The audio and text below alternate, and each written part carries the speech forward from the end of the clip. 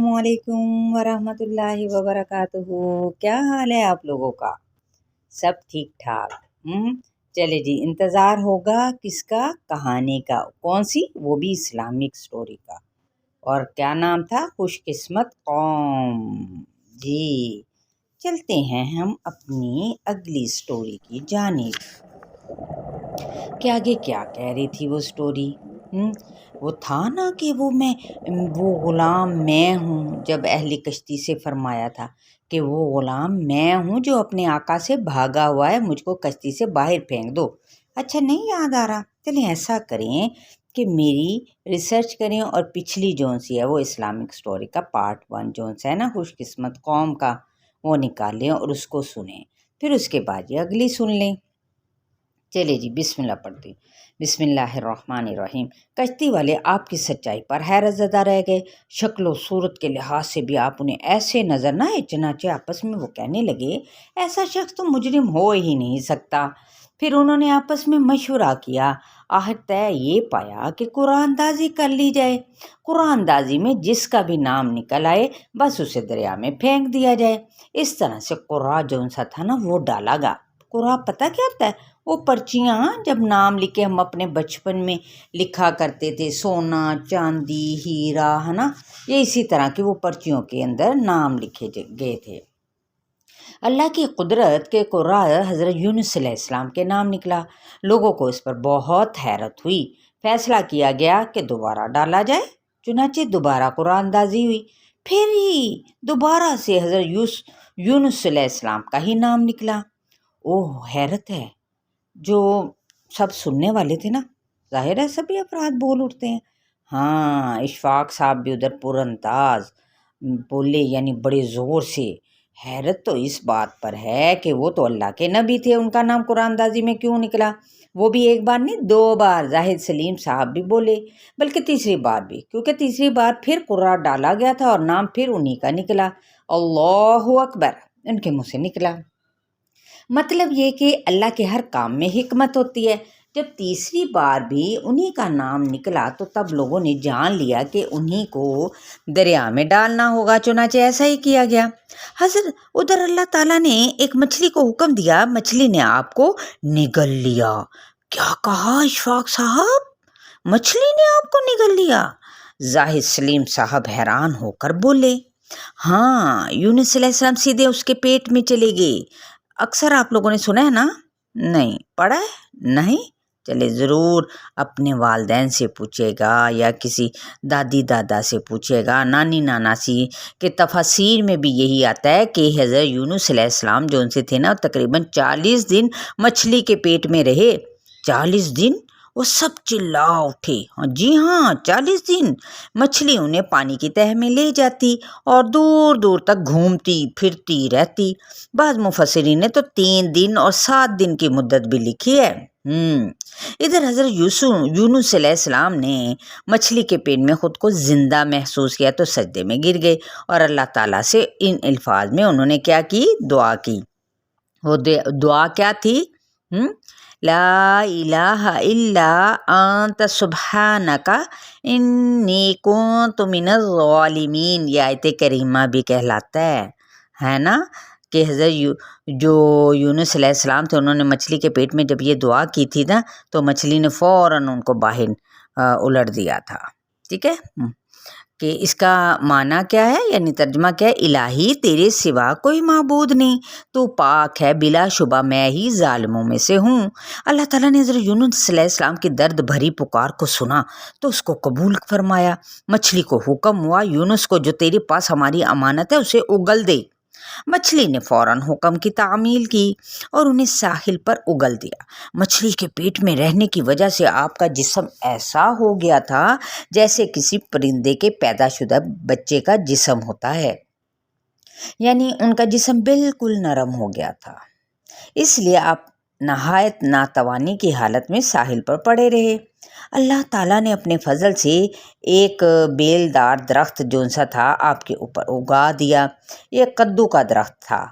مورخین کا کہنا ہے کہ اللہ تعالیٰ نے اس درخت کا انتخاب اس لیے فرمایا تھا کہ اس کے پتے چوڑے ہوتے ہیں، ان کے سائے میں انہیں ڈھانپ دیا گیا تاکہ ہوا سے اذیت نہ پہنچے، اس لیے کہ حضرت یونس علیہ السلام کے جسم سے جلد اتر گئی تھی، پھر اس سے خشکن خوشبو بھی آتی تھی، تو اس خوشبو نے انہیں فرحت بخشی۔ کدو کی خوشبو میں ایک خصوصیت یہ بھی ہے کہ حشرات الارض کو یہ دور رکھتی ہے۔ اللہ تعالیٰ نے انہی خصوصیات کی وجہ سے ایک بیل دار درخت کا انتخاب فرمایا تھا تاکہ آپ پر ہر طرح کی تکلیف سے محفوظ بھی رہیں اور محسوس کرتے رہیں۔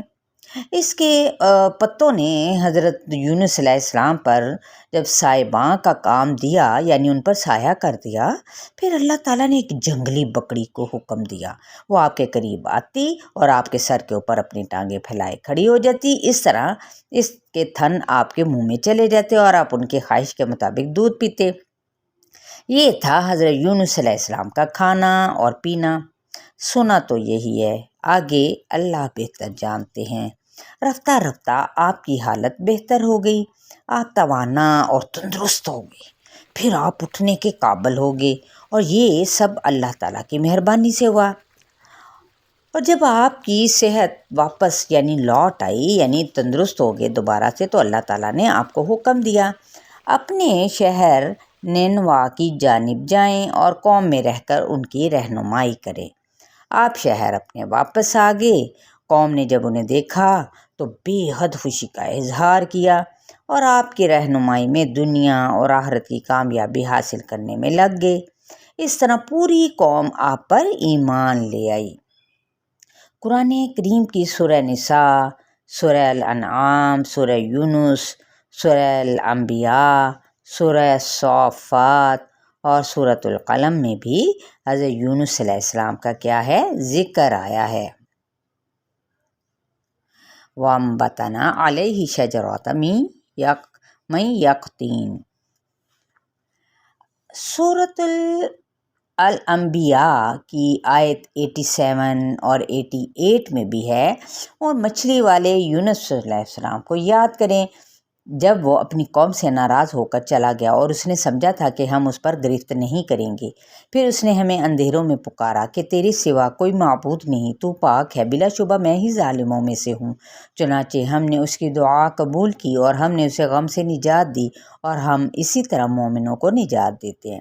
اسی طرح اللہ تعالیٰ نے آپ کا ذکر سورہ صافات آیت نمبر 139 سے لے کر 148 میں بھی یوں فرمایا ہے، اور بے شک یونس علیہ السلام رسولوں میں سے تھا، جب وہ ایک بھری ہوئی کشتی کی طرف بھاگ کر گیا، پھر کشتی والوں نے قرار ڈالا تو وہ مغلوب ہو گیا، تب اسے اس مچھلی نے نگل لیا جبکہ وہ خود کو ملامت کر رہا تھا۔ پھر اگر یہ بات نہ ہوتی تو بے شک وہ تسبیح کرنے والوں میں سے تھا، تو وہ لوگوں کے دوبارہ زندہ کر کے اٹھائے جانے کے دن تک اسی مچھلی کے پیٹ میں رہتا۔ پھر ہم نے اسے چٹیل میدان میں ڈال دیا جبکہ وہ بیمار تھا، اور ہم نے اس پر ایک بیلدار درخت یعنی کدو کا وہ اگا دیا، اور ان کو 1 لاکھ یا اس سے زائد لوگوں کی طرف پیغمبر بنا کر بھیجا۔ چنانچہ وہ لوگ ایمان لے آئے تو ہم نے انہیں ایک مقرر وقت تک فائدہ اٹھانے کا موقع دیا۔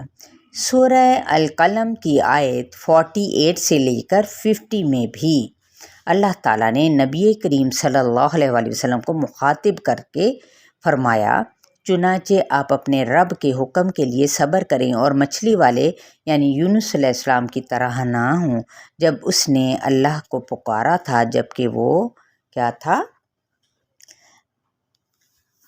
بھرا ہوا تھا۔ کس چیز سے بھرا ہوا تھا؟ وہ غم سے بھرا ہوا تھا۔ اگر اس کے رب کا احسان اسے نہ سنبھالتا تو وہ چٹیل میدان میں پھینکا جاتا جبکہ وہ ملامت کیا گیا ہوتا۔ پھر اس کے رب نے اسے نوازا اور اس کو نیک لوگوں میں شامل کیا۔ حضرت یونس علیہ السلام کی وفات نینوا شہر ہی میں ہوئی۔ مچھلی کے پیٹ سے نجات پا کر آپ نے باقی ساری زندگی قوم کی ہدایت کے لیے وقف کر دی تھی، لہٰذا انہی میں آپ نے وفات پائی، یہاں تک کہ یہ کہہ کر جناب جی اب تو اشفاق احمد صاحب بھی خاموش ہو گئے۔ اشفاق احمد صاحب، ہماری سمجھ میں یہ بات نہیں آئی کہ اللہ تعالیٰ نے مچھلی کو انہیں نگل لینے کا حکم کیوں دیا تھا؟ زاہد سلیم جو ان سے تھے وہ بولے، شاید اس وجہ سے کہ آپ نے وحی کا انتظار نہیں کیا تھا اور نینوا شہر سے چلے گئے تھے۔ سورہ القلم میں اسی طرف اشارہ ہے۔ کہاں؟ یہ سنیں کہ آپ نے قرآن کریم کا یہ واقعہ سنا کر ہماری معلومات میں کیا کیا ہے؟ اضافہ کیا۔ ایسا ہے نا؟ ٹھیک ہے نا؟ تو مچھلی اور نڑی کا سالن اتنی دیر میں تیار ہو گیا تھا۔ سب مسکرا کر کھانے کی طرف بڑھے۔ چلے جی، اب ہم چلتے ہیں اپنے لیسن کی جانب۔ اب لیسن کیا؟ خوش قسمت قوم کا۔ اس میں کیا سبق ملتا ہے کہ خوش قسمتی جو سی ہے نا، وہ اللہ تعالیٰ کی بہت بڑی نعمت ہے۔ اس کے مقابلے میں بدقسمتی پریشانیوں اور ناکامیوں کا پیغام لے کر آتی ہے۔ وہ لوگ بہت خوش قسمت ہیں جو صبح و شام اپنے رب کی رضا اور خوشنودی کے حصول میں لگے رہتے ہیں، اور ایسے ہی لوگ دنیا اور آخرت میں کامیاب بھی ہوتے ہیں اور کامران بھی ہوتے ہیں، ہے نا؟ ایسا ہی ہے نا؟ اور اگر ہمیں بھی دنیا اور آخرت کی فلاح اور کامیابی چاہیے تو کیا کرنا چاہیے؟ ہمیں اپنے تمام معاملات کو اللہ تعالیٰ کی رضا اور خوشنودی میں ڈھال لینا چاہیے، ہے نا؟ ایسا ہی ہے نا؟ انشاءاللہ تعالیٰ عہد کرتے ہیں کہ ہم بھی اپنے تمام معاملات اللہ کے سپرد بھی کریں گے اور اس کی خوشنودی کو حاصل کرنے میں بھی اپنا وقت لگائیں گے، ہمت لگائیں گے، صبر سے کام لیں گے۔ حقیقی کامیابی اور کامرانی کا یہی ایک واحد ذریعہ ہے۔ ٹھیک ہے؟ اللہ کے سپرد اپنے تمام معاملات کو کر دینا۔ جی، جانے سے پہلے کام تو کرتے جائیں نا۔ جی، یاد آ گیا ہوگا، بالکل وہی بات۔ ضرور بچوں، بڑوں، سب قسم کے، سب ایج کے۔ دیکھیں، یہ صرف بچوں کے لیے تو نہیں، یہ صرف بڑوں کے لیے تو نہیں، یہ ہم سب کے لیے۔ ہمیں پتہ ہونا چاہیے کہ ہمارے پیغمبروں کی، ان کی کون سے واقعات ہیں، ہے نا؟ ہمیں ان کی زندگی کے بارے میں تھوڑا سا ہی صحیح لیکن نالج ضرور ہونا چاہیے۔ چلے جی، اللہ حافظ۔